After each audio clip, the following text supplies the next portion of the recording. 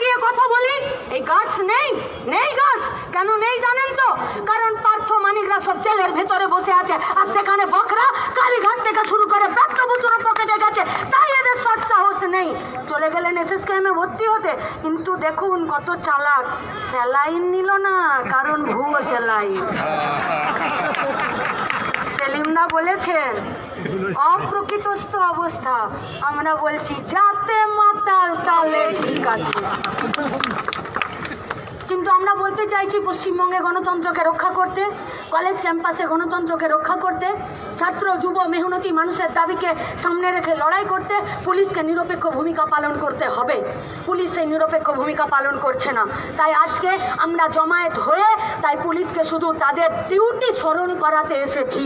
মানুষের প্রয়োজনে পুলিশ মানুষের প্রয়োজন নিরপেক্ষভাবে মেটাতে না পারলে আগামী দিনে থানা থাকবে কিনা